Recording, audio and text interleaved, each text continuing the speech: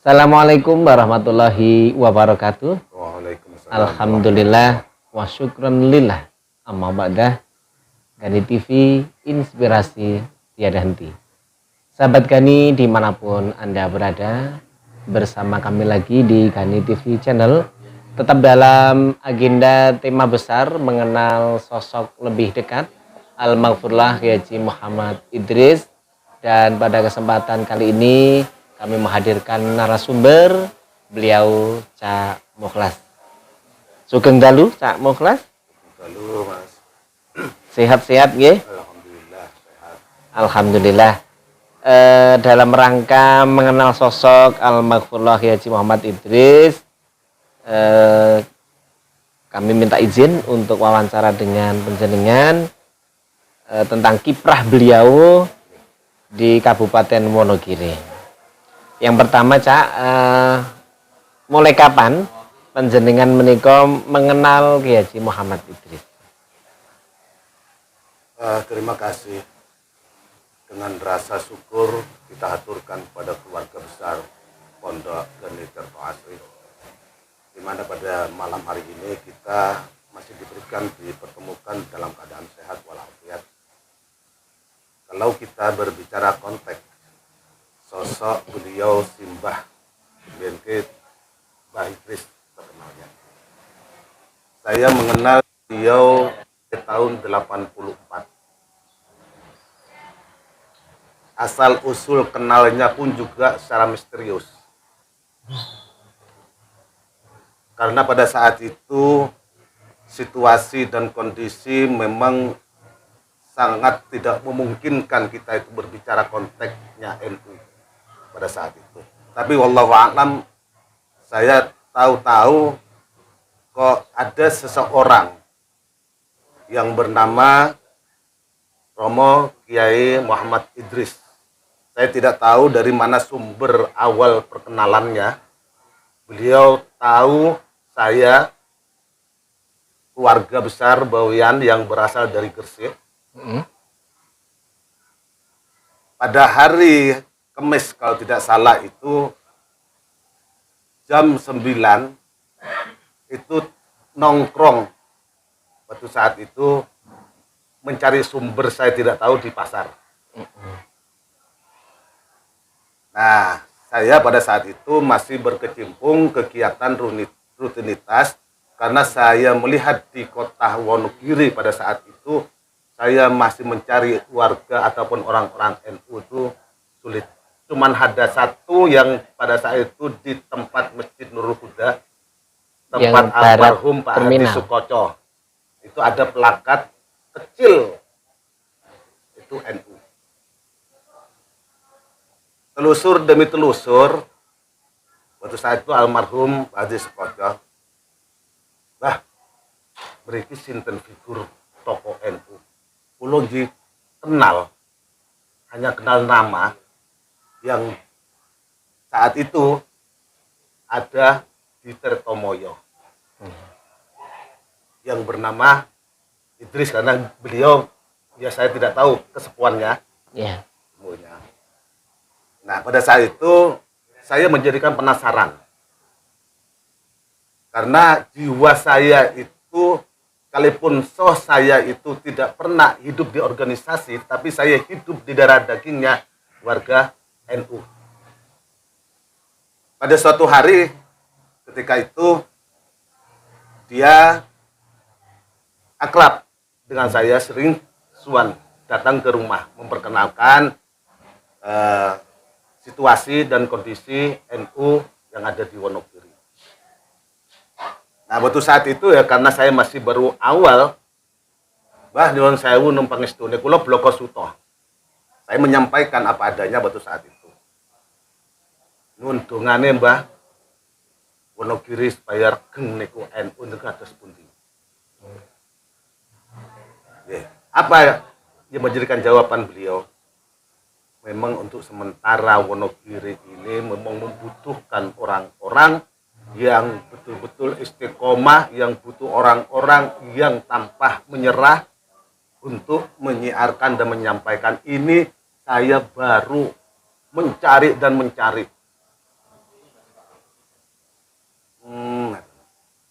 Nah, berikutnya pertemuan demi pertemuan selalu saya itu dipantau, dikawal dengan beliau Romo Kiai Idris. Nah, pada saat itu seingat saya, beliau tidak hanya sekedar figur sebagai ulama yang mempunyai ketangguhan, mempunyai keuletan, tidak pantang menyerah. Ya, saya hanya tahu beliau Mbah Romo Kiai Idris Al-Mafurah. Dia tidak hanya seorang ulama, dia sebagai seorang politisi yang sangat tangguh. Pada saat itu saya sudah mendengar suara-suara di sekitar itu, para tokoh-tokoh sakliber Mbah Idris pada saat itu, bahwa Mbah Idris itu sudah, apa itu istilahnya itu, suara angin itu sudah tahu bahwa dia itu seorang tokoh besar. Nah, waktu saat itu saya tidak sempat untuk tuan ke pondok. Itu cerita awal perkenalan dengan beliau Kiai Idris. Berarti seperti tidak dinyono-nyonong ya kalau istilah Jawa ini. Ya. Jadi ujuk-ujuk ngoten ya. Baik Cak, untuk penjenengan setelah beliau seperti itu, menurut penjenengan pandangannya Al-Mafurah ini tentang organisasi NU bagaimana? Pada tahun 89 itu saya di Suwon sebelum muktamar di Krapyak. Ya. Tahun 89 di Krapyak tempatnya Kiai Ali Maksum. Saya kurang 3 hari muktamar, Kiai datang ke tempat saya. Nah, mungkin sampai derek muktamar. Sebenarnya itu karena batu saat itu belum cari orang saja itu sulitnya setengah mati. Waktu saat itu saya berangkat, Yai, terus Ibu Siti Maryam, saya tahu. Keanehannya di situ, waktu saat itu, muslimat itu ada di Jalan Kaliurang. Ya. Di Jalan Kaliurang, ini muktamarnya NU di Krapyak, di Pondok Kiai Maksum. Nah, waktu saat itu belum ada alat komunikasi. Nah, ada informasi yang masuk bahwa saat itu Bu Siti Maryam pada saat itu tidak kuat dingin, akhirnya muntah darah. Ternyata saya diperintah, Cak, sampai coba kali orang hotel saya Supen hotelnya, Cilacap coba cari ke panitia ke sana. Nah, karena tidak ada alat komunikasi yang menjadikan keheranan saya pada saat itu, saya sedang mencari Siti Maryam, Bu Hail pada saat ini. Nah, itu tahu-tahu Kiai Idris itu sudah ada di sana, sudah ada di tempat. Cak, sampun ketemu apa terengnya? Kulot tanglet, ya. Kesana kemari ternyata Bu Siti Maryam niku mantu. Wangsul. Oh, niku. Akhirnya Kiai niku nggih pun nek ngaten iki sampun. Artinya kepeduliannya Kiai itu pada saat ini sangat luar biasa. Nah, karena saya yang masih sangat lihai suatu saat itu, saya tidak membayangkan dari Krapyak ke sana, saya itu sudah mencari ketemu baru Kiai waktu saat mau ke atas hotel untuk mencari informasi. Nah, itu 89. Nah, waktu itu juga akhirnya saya itu masuk di bagian komisi, diperintah, bukan apa, saya disuruh sampai masuk di komisi organisasi. Karena ada beberapa komisi, karena tidak ada orangnya, ya cuman ya blog, lama. Waktu saat itu kita juga belum begitu familiar dalam satu organisasi, cuman ya sampai masuk di organisasi. Nah, ternyata di sana itu di dalam bidang keorganisasian di situ berbicara banyak konteks masalah politik. catatan saya ada 9 butir pedoman politik warga NU pada saat itu.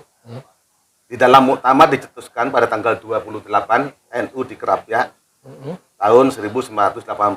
Yang pertama itu saya masuk di sana berbicara masalah konteks politiknya.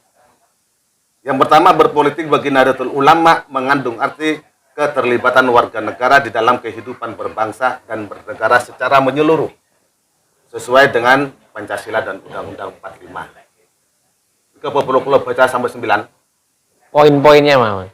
Yang kedua itu politik bagi Nahdlatul Ulama adalah politik yang berwawasan kebangsaan. Yang ketiga, politik bagi Nahdlatul Ulama adalah pengembangan nilai-nilai kemerdekaan dan hakiki dan demokratis. Keempat, politik Nahdlatul Ulama haruslah dilakukan dengan moral, etika, budaya, dan ketuhanan yang Maha Esa. Yang kelima, politik warga Nahdlatul Ulama haruslah dilakukan dengan kejujuran nurani dan moral agama secara konstitusional. Yang keenam, berpolitik bagi Nahdlatul Ulama dilakukan untuk memperkokoh konsensus nasional. Yang ketujuh, berpolitik bagi Nahdlatul Ulama dengan dalih apapun tidak boleh dilakukan dengan mengorbankan kepentingan bersama dan memecah belah persatuan. Yang kedelapan, perbedaan pandangan di antara aspirasi politik warga NU harus tetap berjalan dengan suasana persaudaraan. Yang kesembilan, berpolitik bagi Nahdlatul Ulama menuntut adanya komunikasi masyarakat, timbal balik, dan membangun nasional yang menciptakan iklim memungkinkan berkembangnya organisasi kemasyarakatan yang lebih mandiri dan lebih dewasa. Itu poin yang pada saat itu muktamar tahun 89. Nah, tahun 94 pas gencar-gencarnya itu akhirnya saya juga diperintah dan diutus diajak bersama untuk mengikuti muktamar di Cipasung. Saya, terus Romo Yai, terus Mbak Musli, itu cuma ada orang 4 yang di Cipasung. Yang satu sih, jenengan, Kula, Mbak Idris, Mbak Musli.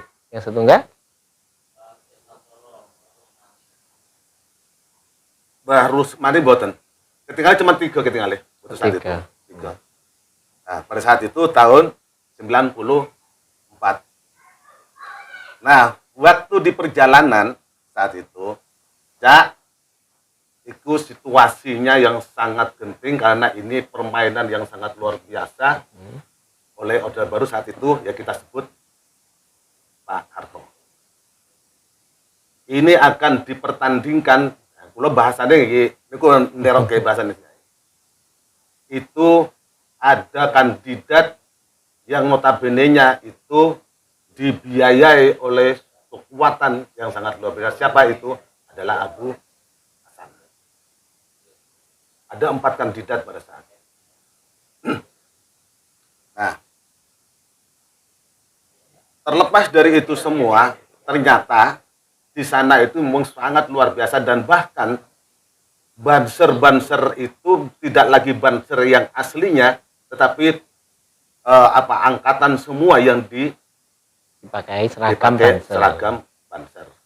Dan bahkan Gus Dur pun tidak boleh untuk mendekat ke Pak Harto pada saat itu karena saya itu gelis-gelis kepengen karena saya itu waktu saat itu ngestrong kepengen ketemu dengan Gus Dur, pengen salaman karo Gus Dur. Nah, cerita yang lucu pada saat itu, karena kawal banser pada saat itu mau masuk ke arena, saya tuh masuk buka barisan banser, salam dengan Gus Dur. Perasaan saya itu Gus Dur. Nah, sudah salam sudah saya puas. Ya Gus Dur masuk ke arena waktu saat ada pemilihan. Namun saya itu masih muda ya, cepat masuk. Ternyata yang saya salami itu bukan Gus Dur. Terus Inten? Yang disalami saya itu ternyata itu sumo yang ngawal Gus Dur segini gedenya itu tongkrongan di serambi masjid pondok. Ya Allah ya Rabbi, berarti saya itu tadi udah sama kalau Gus Dur. Tuh. Nah pada saat itu juga, waktu saat pemilihan, itu sampai jam 3 malam, saat pemilihan pertama itu, gue eger luar biasa. Jadi tidak lagi aura para kiai, tidak lagi aura muktamar. Saat itu. Suara yang diperoleh Gus Dur pada saat itu 167 dan Abu Hasan 136. Putaran pertama. Yang putaran kedua, akhirnya Gus Dur itu memperoleh suara 176 dan Abu Hasan memperoleh 146. Nah, ini pada saat itu sangat luar biasa sekali tegangnya pada saat itu. Semua kiai-kiai pada saat itu, semua tangisan. Gue kira di arena muktamar pada saat itu saya tidak begitu mengenal yang namanya, baru saya tahu saat ini saya telisik, yang namanya sosok seorang ulama karismatik Mbah Lim. Mbah Lim. Okay. Langgu pakai kelambi baret, pakai topi RPK. Waktu saat itu di arena Bueger karena kemenangan Gus Dur itu, tahu-tahu Mbah Lim mau nyumet, saya mau nyumet rokok, dan katanya Mbah Lim itu sudah di atas panggung dengan Kiai Ilyas Ruhyat, sudah pakai surban putih, baju putih, dia berselawat. Semua muktamirin berhenti.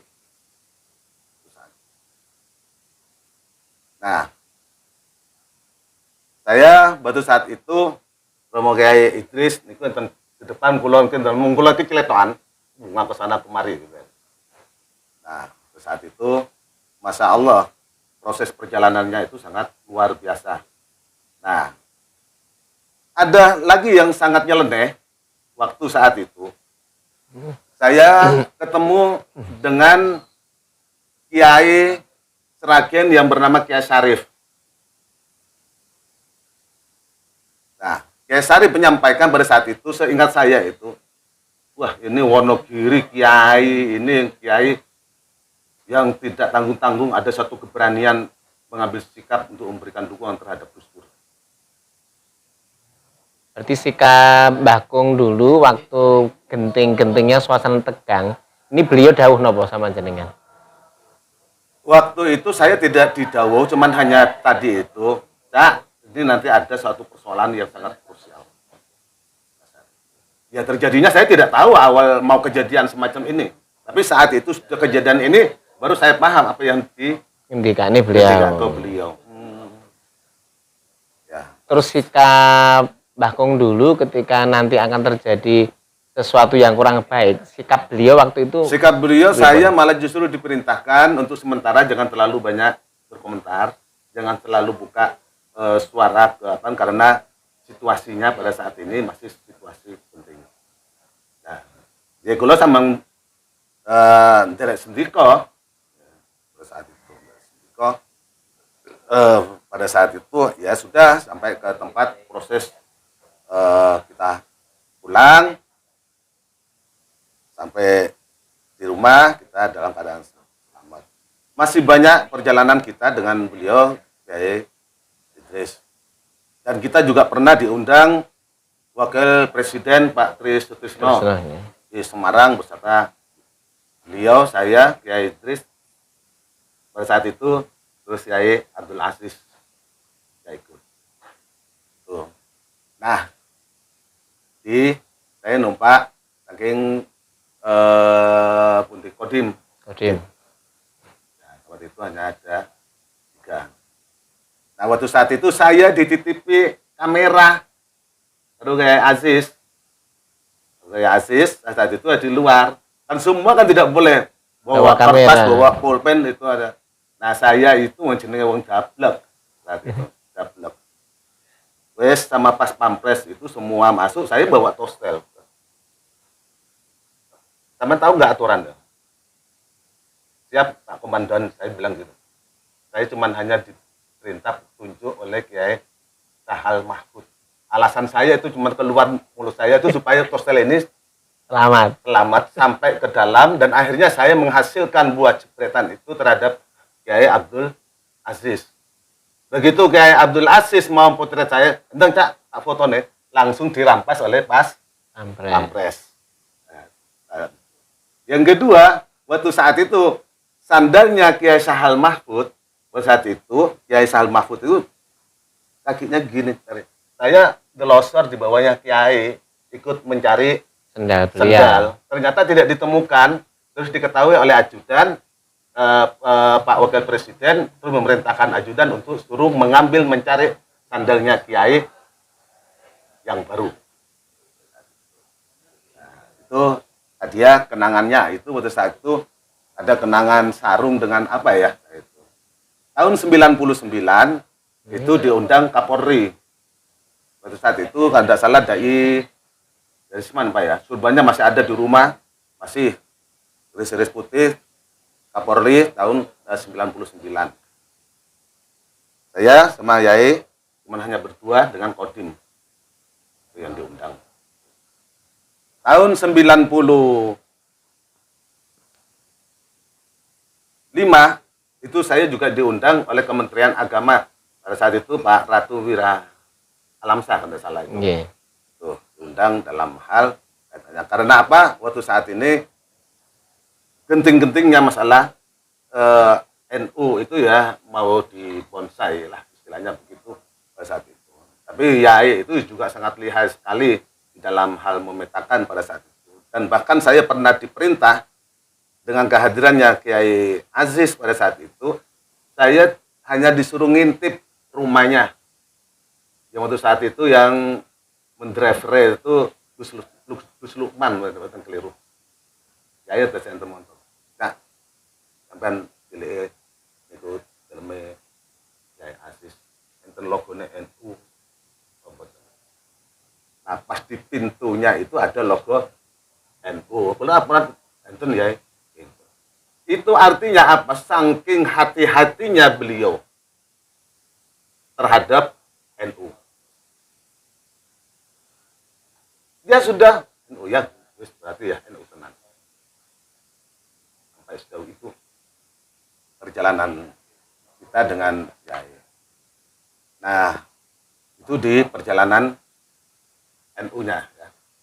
Kalau Wonogiri itu senengannya Yai niku dahare niku di belakang kriminal niku gede Mastur niku rumin senengane niku Yai niku tengkleng. Sanes napa daging niku tongseng. Kalau di kambing. Tongseng kambing. Kalau di tempatnya Mbah Wikyo dan bahkan Mbah Kir saat ini jamaah saya itu sampai hafal ke Mbah Idris. Kalau wejangan-wejangan yang lain dari perjalanan itu waktu saat itu saya itu cuman hanya dititipi satu, Kak. Nanti akan terjadi suatu gelombang besar.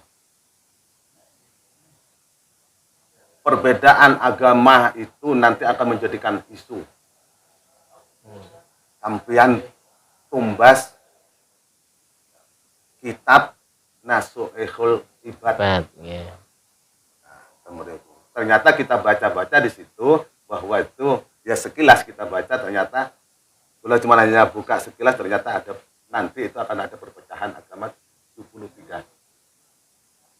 Hanya satu kata-kata Yai nanti yang kenceng ngegeme ku nderek Kiai.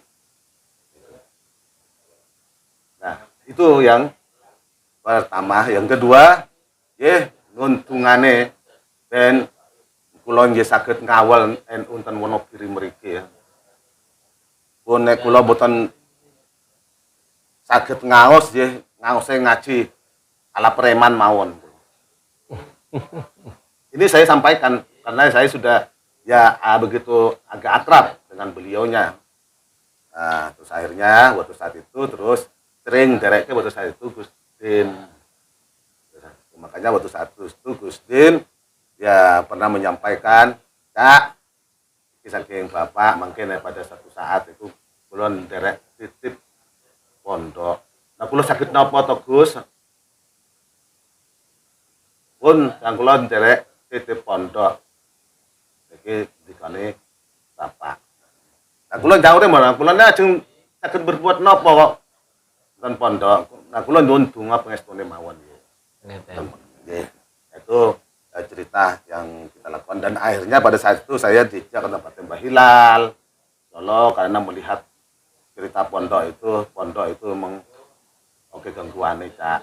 Ini monggo yes saran terus akhirnya ke tempat Kiai Paraan, Kiai sinten niku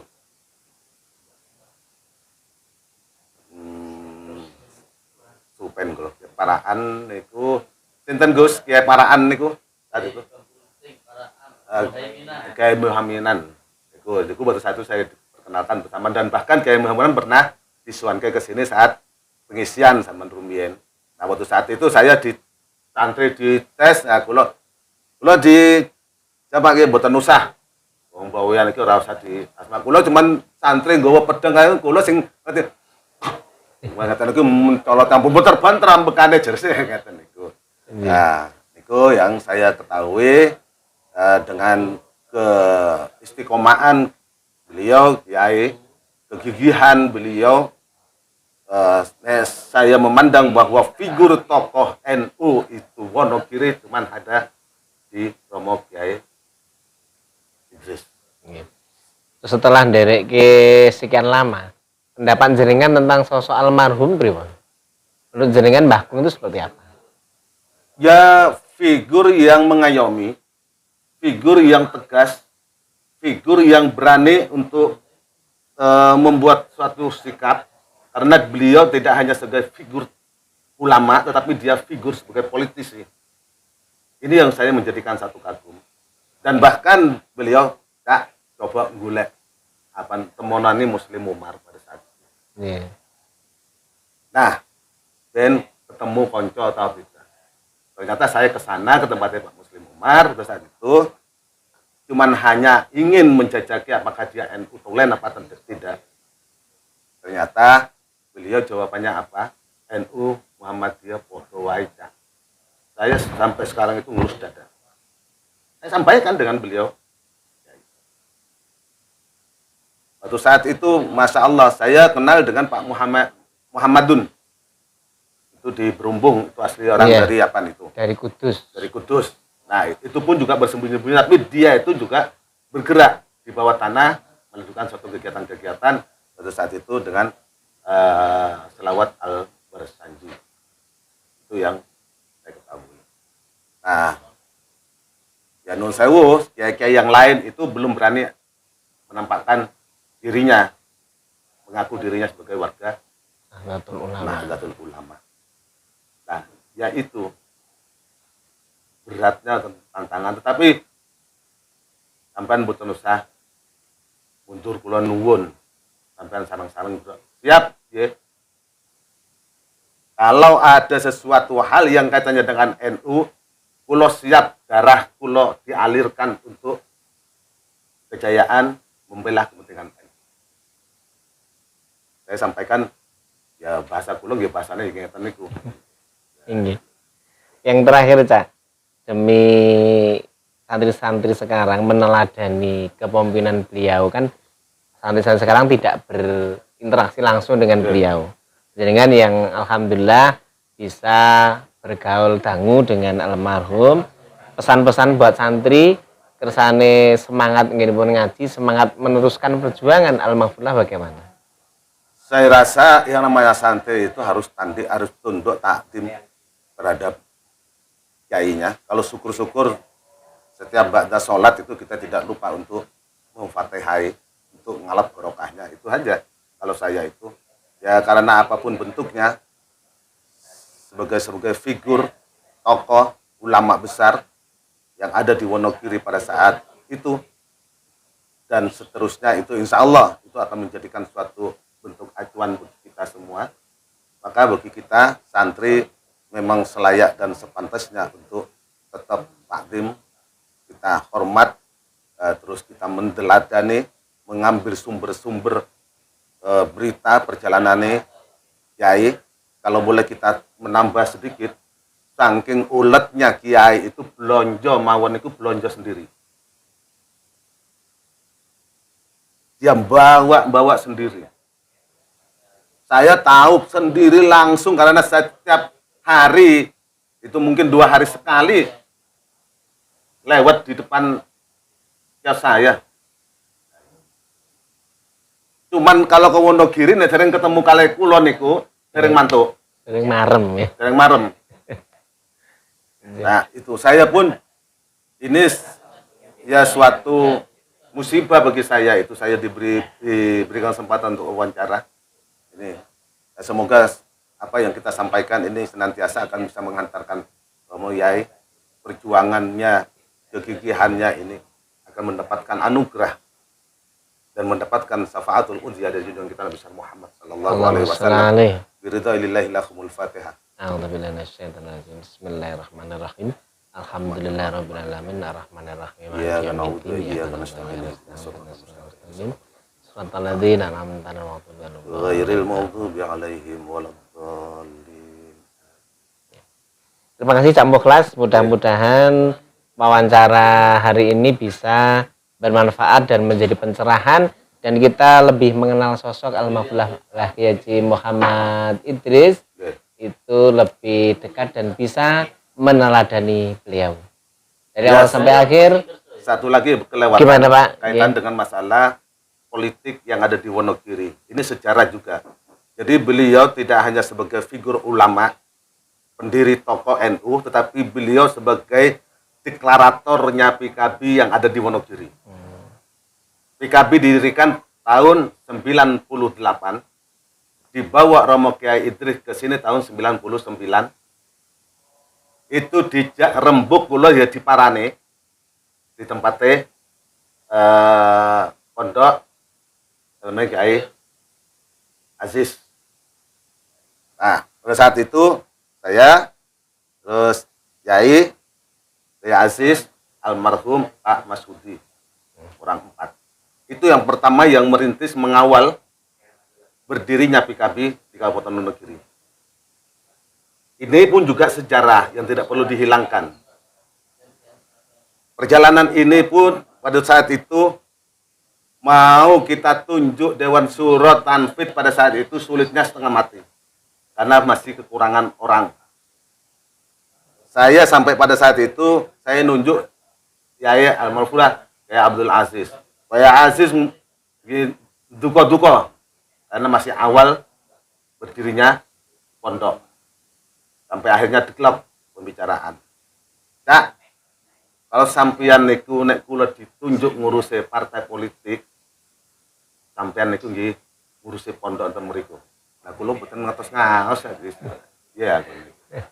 Nah, akhirnya terjadi suatu keempat figur ini sebagai awal berdirinya PKB di Kabupaten Wonogiri dan perjalanannya juga panjang dan kaitannya juga termasuk NU.